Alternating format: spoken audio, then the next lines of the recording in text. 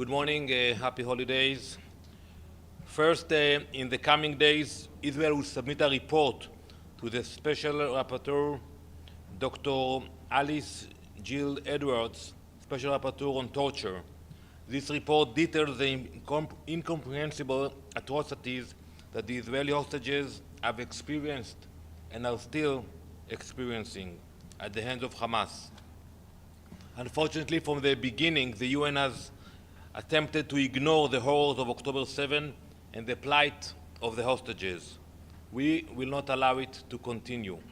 We will continue to remind the UN and all member states of the hostages, the torture, the psychological torment, sexual abuse, and the starvation they endure in Hamas captivity. Less than 2 weeks ago, I received news that left me shaken. A ballistic missile launched by the Houthis struck the school I attended as a child in the city of Ramat Gan, a place where my earliest memories were formed, my own school, my own hometown. You can look at this image over here. You can see the school in Ramat Gan, how it looks today after a ballistic missile targeted hit the school. And I want to ask you, what would you do if this were your school, if this was where your children learned?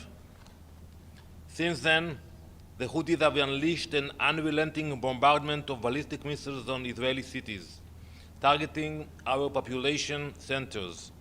Millions of Israelis are waking up every night to the sounds of sirens almost every night.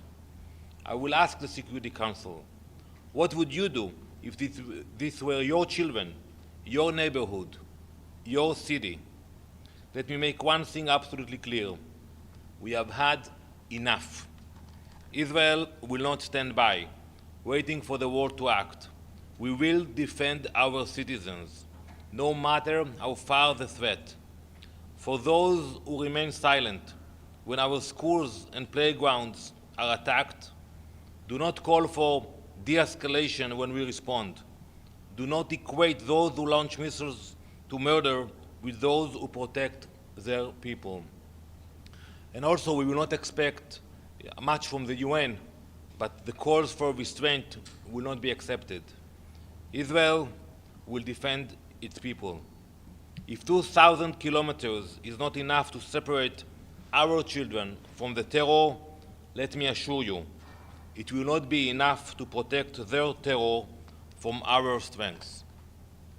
And for conclusion, I'm saying to the leadership of the Houthis, I have a message for you today. Perhaps you have not been paying attention to the lessons of this past year. Let me remind you what happened to Hamas, to Hezbollah, to Assad, and to all those who sought to destroy us. This is not a threat. It is a promise. You will share the same miserable fate. Thank you. Ambassador Xu Deju with China Central Television. Actually, I have a couple of questions, so please bear with me. First, obviously, the IDF launched retaliation on several targets in Yemen on Houthis attack. Many of them are UN-designated civilian use facilities, for example, Hodeida ports, as well as the Sana'a International Airport. Do you consider this action an eye for eye because they struck the school? Well, first, we have no conflict with Yemen. I will share it with the Council later on. There's 2,500 kilometers between Yemen and Israel. No borders, no disputes. So we have no intention to attack Yemen or target in Yemen. But we will retaliate, and we will know that, for example, the port of Hodeida, we know that it's being used to deliver weapons and ballistic missiles from Iran into Yemen. Which means UN said is false. So I will share it with the Council today, the information we have about what they are doing in those ports, and unfortunately, stuff that's coming there is not being checked. Okay. Secondly, we know that Dr. Tedros of WHO was actually in Sana'a International Airport. Do you guys have any further communications or explanations with WHO? You know, we have no control of who is where. You know, for sure, you know that we have no intention to harm any UN or NGOs. On the contrary, when we can, we coordinate it. You know, when we acted in Lebanon, in Gaza. But if people who are now in areas where the Houthis are, or where they are holding ballistic missiles, they should be careful, because we will not sit idly by when they are attacking. You know, this is my school. This is my hometown. We will not just wait for the next missile to come. So one last question.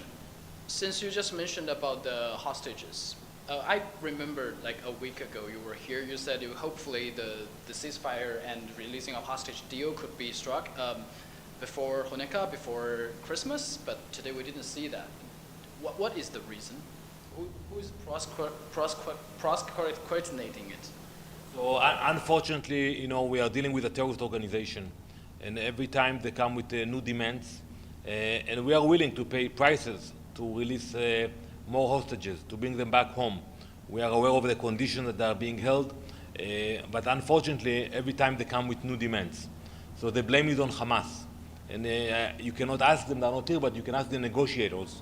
You know, maybe you don't believe me, but you will ask the Egyptians, the Qataris, the Americans, and they will tell you who is to be blamed. So, Ambassador Maryam Ramadi with Iran International News Channel. Do you think the Houthi attacks on Israel increase the risk of a direct war with the Islamic Republic of Iran and Israel? Because as you said, the proxies are now in the region, were moved by Israel. What happened in Syria, what happened in Lebanon, and what is happening in Gaza Strip. Do you think what is happening in Yemen right now could result in a direct war between Iran and Israel? So we are a peaceful nation, and I've been speaking directly to the Iranian people, and we know that the Iranian people are also a peaceful nation, but the regime, they spend billions of dollars on proxies, and they send millions of weapons, worth of weapons to the Houthis, while the people in Iran don't have electricity, they don't have heat in the winter. So we hope, you know, it will continue to be peaceful, but at the same time, we are preparing for all scenarios, and we will not accept the situation where proxies are attacking us. And I would say it also to the Iranian leadership, we have shown our capabilities. We have the ability to strike every target in the Middle East, including Iran. Thank you very much. Thanks for watching. Drop a comment below. Don't forget to like, share, and hit subscribe to stay updated with our latest content. Until next time, stay informed and inspired. This is Dejobnik signing off.